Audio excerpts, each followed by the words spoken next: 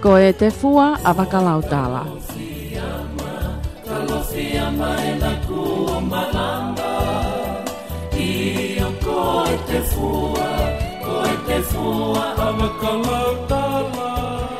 Ko e polo kalama e ka wako tutuku ai ako maolunga atonga.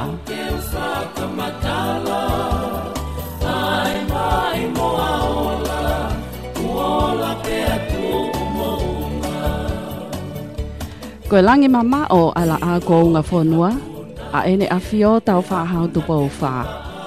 Ai apia ko matematika, o ne whakahuafa, ko e ako maolunga atonga, i he ta utahahiwa whawhitu.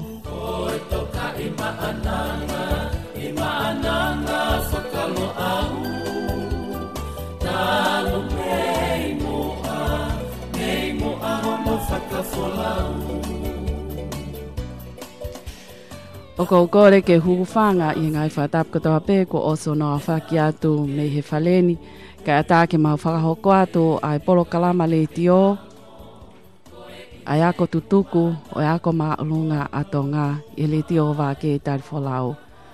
Ko e polo kalama o ahoniok o atuia i anga ofa ai le tio wā ke tari wholau pia mo e ka wako tutuku o ta otahahiwa fitu walu. Ko polo kalama e ahoniok fuaki kakato pe ia ki ka wako tutuku mei iulope pia mo pitania foki ke nau omi ha tau ngahi o ngongo whikau aki mo i ka wako tutuku pia pehe foki ki ha whakahoko mai ha nau tari ui mo i ngai whamatala pui pui tua o ka wako kuia i iulope pia pehe foki pitania. Mo ka tako whatonga iange kau whanongo ko polo kalamani o whafoa tuia i he lokon felinisi ai telefonia li tio wa ke tari wholau. Pea mau whaka amu pe e ongo lele atu ai polo kalamani pea anga lele foki mo e teknolosia ke au lele ia te tau polo kalama ke ngahi tapa kotoa o e kolope. I he howani o mau i he polo kalama koe ni pea mo Beatrice mo Onia Corbett ai o kune lotonga i Scotlani pea pehe foki ki a Elizabeth Harrow Grant pea mo paea finau tupo ko Beatrice ko to wako tutukuia tau tahahiwa valuono. Ko Elizabeth Harrow Grant ko e toa ko e tau tahiwa fituono, pia pehe foki kia paia finau tupo, ko e toa ko tutukuia o e tau tahiwa walu tolu.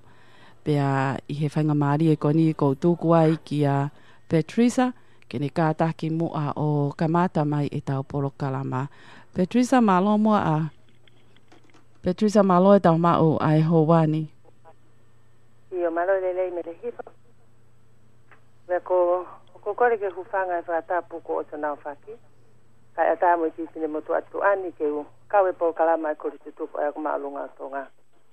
O ko watu ka whatapu maalunga en ke o tua. Ke ngahi mo ui kone whai ma ki tau tolu. O lava ke tau whelongo aki ai he ngaru ea. Tap mo he oi koe whonua te ape he whoki hama tāpure. Tap mo ha aloto.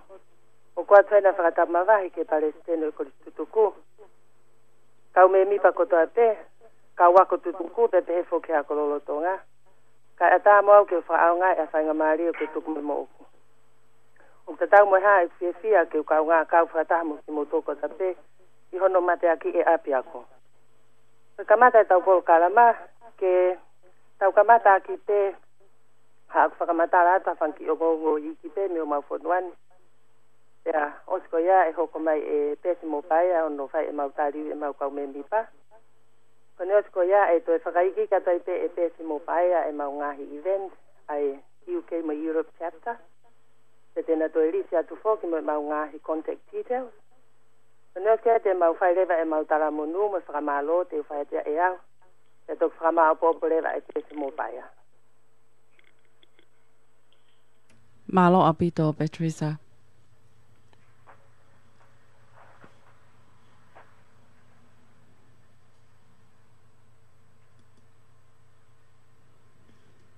Te ke hoko mai pe ho whamatala mai pe o atu hatau hiwa. Ka taki mua Amerika e taha i mai mua ki foi fasi. Taha i mai mua tere i ma e koristutuku a Britania ni.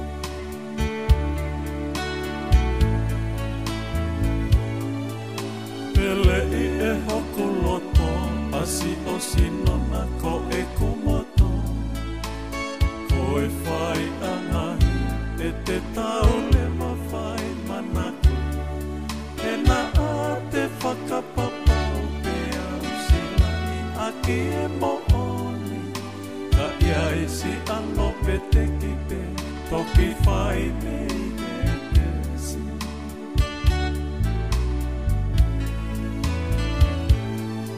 ele meniti o whakohoto ka kalaki wha i toka o lausi i tofi ani kosi e teki i mata i kolo i sahe matangi toku o tuua i si oto melenga ka e tangi si i whana ia i he nofo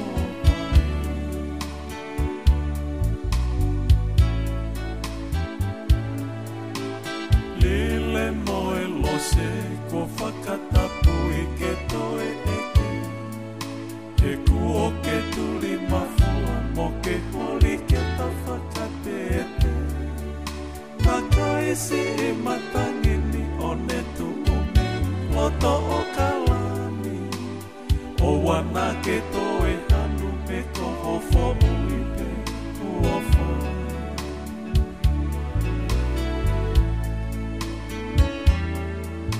Elito oe o whaku o kaniseri he e kumanatu Amana ki tono he o whamo o niku o lauta Kauni oe mate ku ono wholino ia te koe Whaia o fu ulo tonaka te upuke e tatarite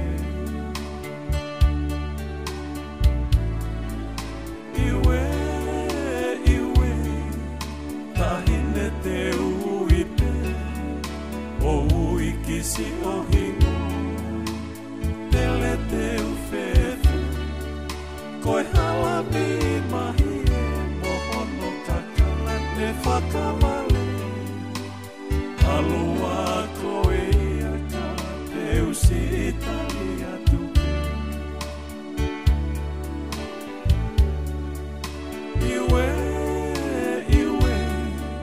Tahine te uipe o uikisi o hingo Tele te ufefe Koe hala mi mahi e mohono kaka ne whakamale Aloha koe ia ka te usi Italia tupe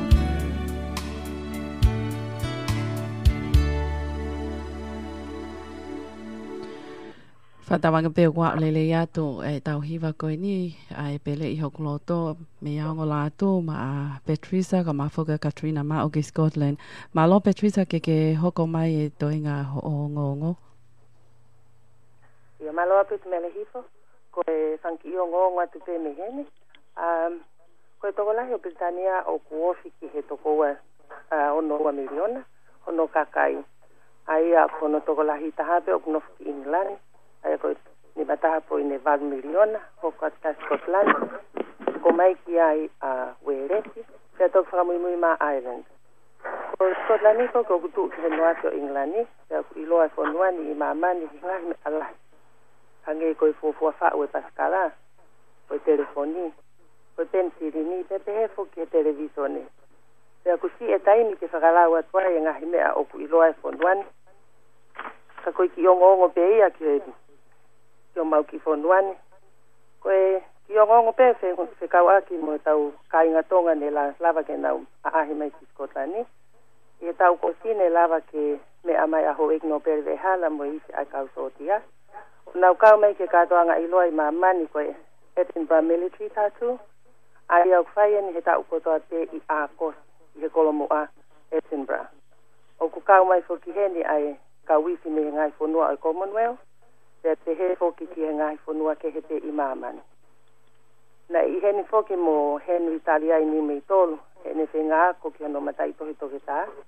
Te ne lava le le ia pe kone foki ati konga. O kumau whiawhia kotoa I te he ko tokitani mei tolu ko e koristu tuku o I Tonga High School.